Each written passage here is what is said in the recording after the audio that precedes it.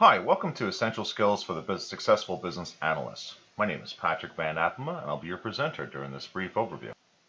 So what skills do you need to become a successful business analyst? There are several ways we can become successful business analysts, but as a BA, one of the things that I'm constantly asking myself is how do I improve myself? What really are the essential skills I need in order to be successful at what I do, to really elicit those requirements and work closely with the clients going forward.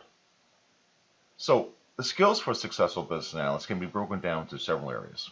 They could be broken down into knowledge, competencies, effective use, complexity, learning, goals and aims, challenges, and of course, controlling the conversation. So knowledge.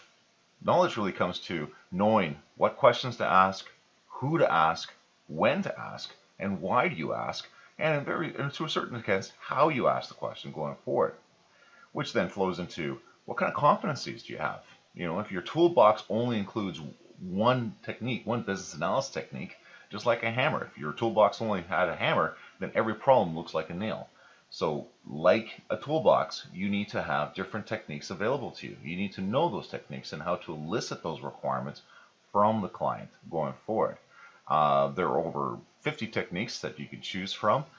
Knowing what those techniques are is very important as a business analyst. For instance, I find that having a primary technique and a secondary technique when eliciting requirements is extremely useful. So a primary technique might be document elicitation, going through the documents, understanding the organization, and then a secondary technique might be, stakeholder analysis, might be brainwriting, might be even a RACI analysis. Knowing your audience, extremely useful going forward, which then goes into effective use. Effectively use those business analysis techniques available to you. When to use them. What is the proper technique? If you're doing root cause analysis, are you going to use an Ishikawa diagram? Are you going to use we call it a fishbone diagram? Or are you going to use maybe the 5 Whys, the 5 Ws, and really try to dig down? Or are you going to do something else? Maybe a business model to better understand the business that you're dealing with. Complexity. Making complex things simple is one of our key goals in becoming a successful business analyst. We take a lot of information, we analyze it, we synthesize it and from different sources, and we then try to distill it into a common understanding that all stakeholders can then work with going forward. So, anybody can make complex or simple things complex. Not everyone can make complex things simple. And I think as a BA, primarily this is what we do. We try to take a lot of information, analyze it, like I said, synthesize it, and then distill it so that we can make it understood by everyone going forward. Learning.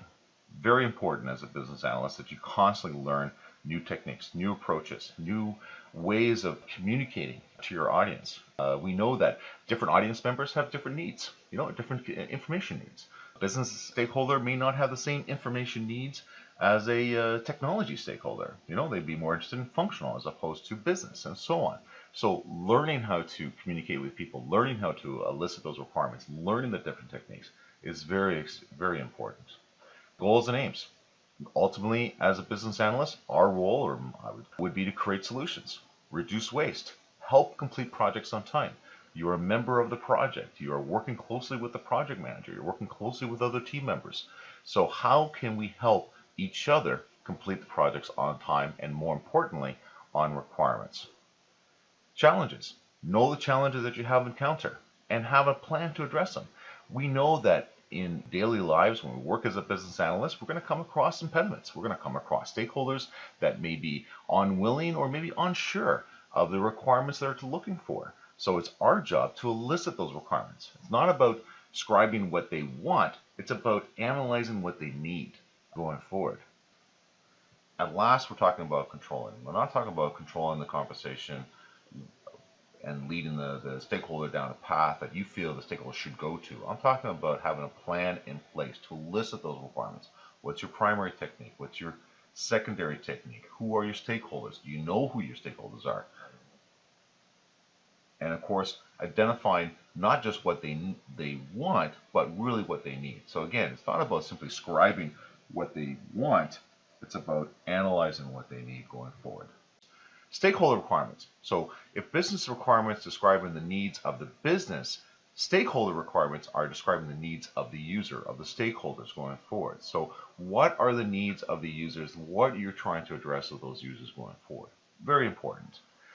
When we talk about solution requirements, of course, that's driven by the business requirements. So you see where I'm going with this. The business requirements is your anchor. The business requirements will drive your functional requirements, your user requirements, your non-functional requirements, and of course your transition requirements. I would not recommend starting with solution requirements first and then trying to position or trying to drive the business requirements from your solution requirements. It's the wrong way to do it. So you really do need to have your business requirements identified up front so that it will drive all the other requirements going forward. So solution requirements. So solution requirements are your if the stakeholder requirements is talking about the needs of the user, well, then we talk about what are the essential functional requirements we need to do. What are you trying to achieve with the solution or with this new service that you're trying to look at from the solution, for instance. And we talk about the difference between functional and non-functional requirements. Essentially, you look at functional requirements are what does the solution need to do? The non-functional requirements is how quickly does that need to do the job, for instance. This could be another term for non-functional could be quality of service requirements. What are the essential differences in quality that you want to capture for this particular service or this particular product that is not captured when you talk about functional? For instance, if I was trying to capture the requirements for a car, a functional requirement might be a car must have brakes, vehicle must have steering wheel, must have turn signals, must have windshield wipers. Those are all functional requirements of the vehicle. Non-functional requirements might be it must go fast. What kind of color of the car might be. Those are non-functional requirements. They don't really deal of the actual vehicle, whether it's black, green, red. It makes no difference. The function of the car still performs as the vehicle. The color does not impact that. So that is considered a non-functional requirement. And of course, transition requirements describe the capabilities of the solution to go from your current state to your future state. What is that bridge? So you think of transition as the bridge to go from current state to future state, and how do we get from point A to point B? And what do you need to bridge those two states going forward? So that's what we call transition requirements. You need a server, for instance. If I'm dealing with IT, do I need the server to store the backups first before I can then do the migration? Or if I need space in a warehouse in order to do the job, for instance, I only need that space temporarily. So transition requirements are also considered temporary requirements. They only live during the transition from one current state to the future state. Thank you very much for listening to this presentation. My name is Patrick Van Appema, and I wish you a good day.